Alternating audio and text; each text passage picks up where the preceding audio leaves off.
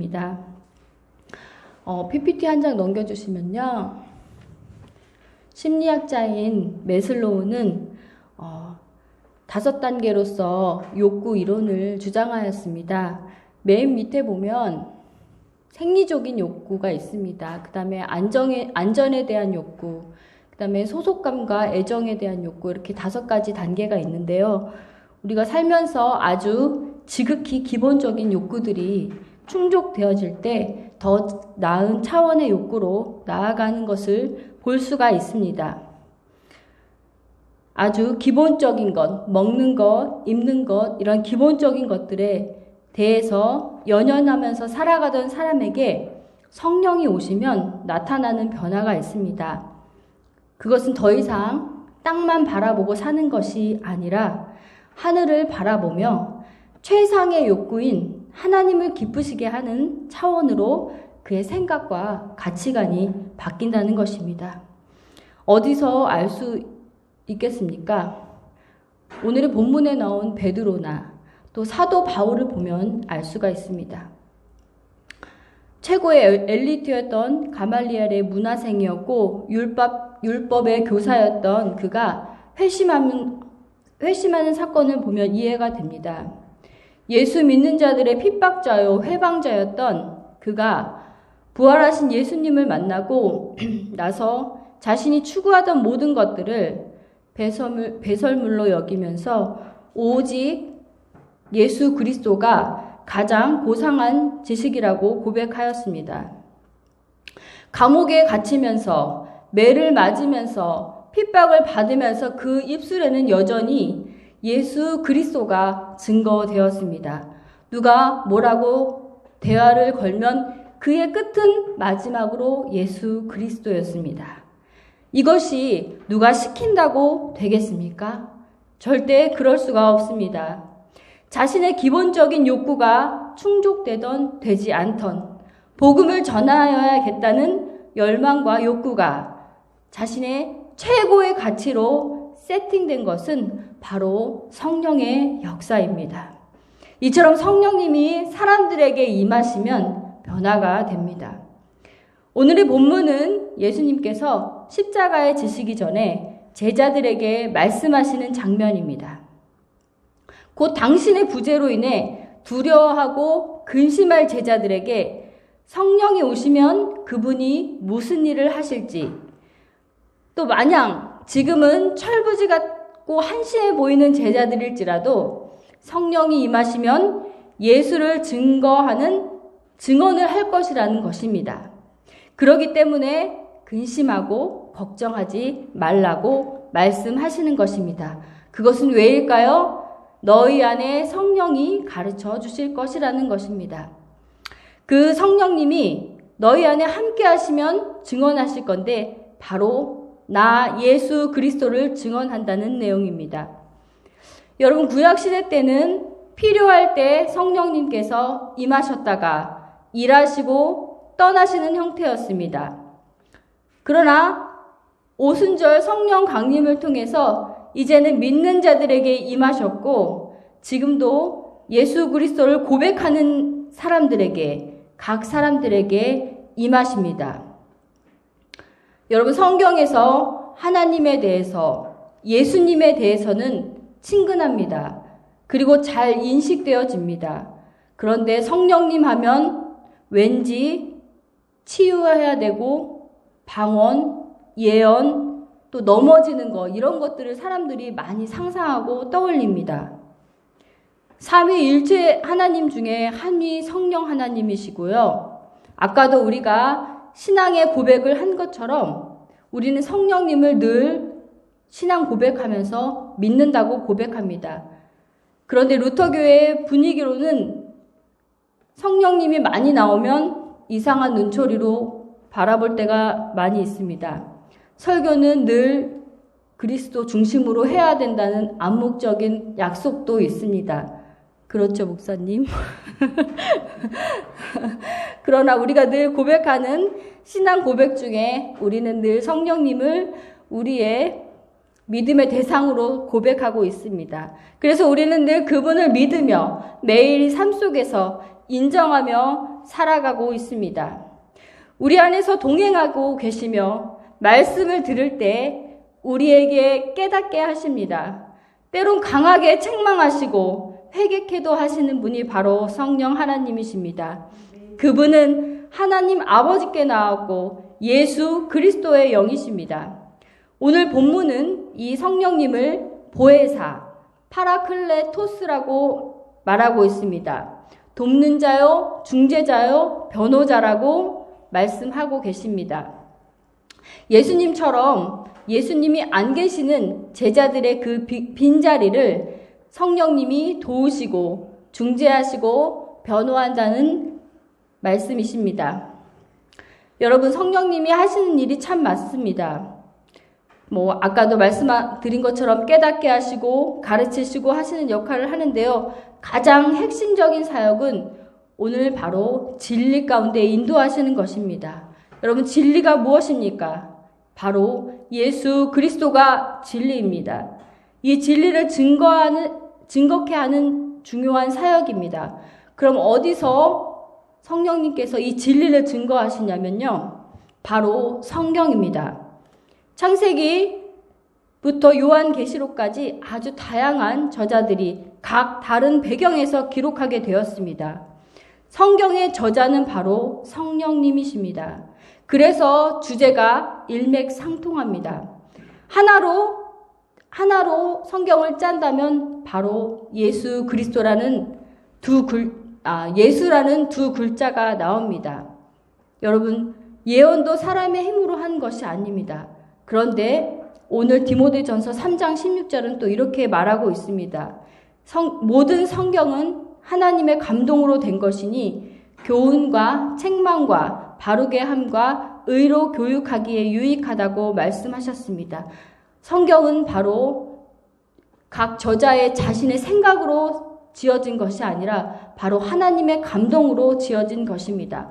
그래서 이 성경을 읽을 때 예수님을 발견하지 못한 사람은 참 불행한 사람입니다. 이 성경을 통해 우리는 언제 성경이 가장 잘 읽힐까요? 바로 우리 인생이 실패할 때입니다. 실패하고 나락에 떨어져서 우리의 삶으로 되지 않을 때 성경을 읽을 때 바로 그럴 때 성령 체험하기가 쉽습니다. 그래서 그때 예수님을 구주로 고백하는 사건들이 많이 일어나는 것입니다. 성령님도 성경을 통해 예수님을 증거하시지만 오늘 같은 페리코피 사도행전 2장을 보면 잘 알 수 있습니다. 이 사건은 교회의 시작이요 성령 강림의 사건입니다. 예수님께서는 제자들에게 예루살렘을 떠나지 말고 약속하신 성령을 기다리라고 말씀하셨습니다. 마가의 다락방에 모인 120명의 제자들이 예수님의 말씀처럼 기도하며 기다렸습니다. 오순절이 다 되어 모인 사람들에게 급하고 강한 바람과 같은 소리가 있어 그곳에 가득했고 불에 혀같이 갈라지는 것들이 각 사람 위에 임하더니 다른 언어로 말하기 시작하였습니다. 사도행전 2장 4절은 성령으로 충만한 성도들의 모습을 증언한 내용입니다. 성령 충만한 성도들이 다른 방언을 말하기 시작하는 것이었습니다. 이 방언은 사람들이 알아듣지 못하는 이상한 말이 아니라 당시 오순절을 지키기 위해서 세계 각국에서 예루살렘으로 모여드는 사람들이 알아들을 수 있는 각 나라 방언이었습니다. 이들에게 볼 수 있는 변화는 그들의 말이 바뀌었다는 것입니다. 또 한 가지는 방언을 했다는 사실 자체보다 그 방언의 내용이 무엇인가 하면 바로 하나님의 하신 일을 그들이 방언을 통해서 이야기했다는 것입니다. 그 뒤에 나오는 무식하고 학식이 없었고 잘 아는 것도 없이 감정적이었던 베드로를 보십시오. 많은 사람들 앞에서 그가 전했던 메시지는 바로 하나님께서 예수님을 통해서 큰 능력과 기사를 나타냈다고 설교하는 것입니다. 성령님도 제자들도 예수님의 증거자, 즉 증언을 할 것이라는 말씀이 오늘에서야 이 사도행전을 보면 성취되는 것입니다. 오늘의 핵심적인 단어 바로 증언이라는 마르티레오라는 단어입니다. 이 단어의 어원을 한번 살펴보면 바로 증인이라는 뜻입니다. 여러분, 증인이 바로 무엇입니까? 법정을 한번 상상해 보십시오. 어떤 사건에 대해서 보고 듣고 경험한 것을 진술하는 것이 바로 증인입니다. 내가 경험한 예수님에 대해서 그대로 전하는 것이 바로 증인입니다. 예수님께서 우리 삶에 일하시는 일들이 많이 있습니다. 우리 안에 내주하시면 성령님께서 내적인 증거들을 나타내십니다.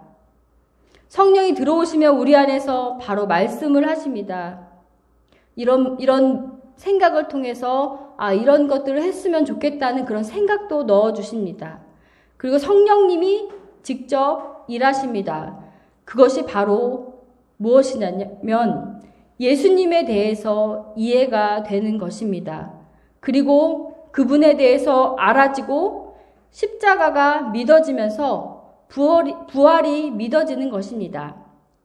무엇보다 우리의 죄가 깨달아지며 자기의 죄를 깨달을 때 그때 바로 회개가 나오는 것입니다. 자기 허물이 보이고 그래서 회개를 하게 되는 것입니다. 저는 생각하면서 제가 엄청 의로운 사람인 줄 알았습니다. 그런데 인생의 끝자락에서 돈 떨어지고 돈이 없으니까 친구들도 다 떠나더라고요. 그러면서 제 주변엔 아무도 남지 않았습니다. 그럴 때 내가 어떤 존재인지 말씀은 적나라하게 보여주셨습니다. 제 속에 괴물이 있다는 것도 알려주셨습니다. 너무나 큰 죄인이라는 사실도 알려주셨습니다. 그것뿐만 아니라 죄가 파노라마 같이 돌아가는 것을 보았습니다. 거기서 아무렇지 않은 사람은 아무도 없을 것입니다. 눈물 콧물 다 나오겠죠. 내가 왜 이런 삶을 하나님을 떠나 이런 삶을 살았을까? 눈물 콧물 다 흘리게 됩니다. 이런 죄인을 위해서 예수님은 죽으셨구나 라는 사실을 믿을 수밖에 없었습니다. 그래서 믿음이 생기고 저 십자가에서 내가 죽어야 하는데 내 대신 예수님께서 죽으셨구나 라는 사실을 내가 받아들일 때 그때 내가 용서받았구나 라는 사실을 알게 되었습니다. 이것이 바로 성령의 내면적인 증거입니다. 오늘 26절 보혜사 성령님이 나를 증언할 것이라고 말씀하셨습니다. 성경을 통해서 증언하시고 허물 많은 제자들을 통해서 증언하시고 그리고 성경을 통해서 우리가 어떤 존재인지를 증언하십니다. 여러분, 이제 말씀을 정리하겠습니다. 성경님은 성경을 통해서 외적으로 예수 그리스도가 우리의 구주이시며 믿어야 할 대상이심을 증언하십니다. 또 사도행전을 통해서도 오늘 보았지만 제자들을 통해서도 증언하시고 그들이 증인 되시기를 바라셨습니다. 여러분, 증인은 어렵지 않습니다. 내 삶에서 보고 들은 것, 경험한 예수님, 그분이 우리 안에서 누군가에게 자기 자신을 드러내고자 할 때, 예수 그리스도가 구주인 것을 드러내고자 할 때 우리는 우리 자신을 제한하지 않고 그 자리에서 예수님이 내 삶에 어떤 분이셨던 것을 증언하면 됩니다. 그것이 바로 증인입니다. 그래서 사도행전 1장 8절은 오직 성령이 너희에게 임하시면, 여러분 증인되기를 원하시는 거 다 아시죠? 우리가 성령님을 제한하지 않으며 우리가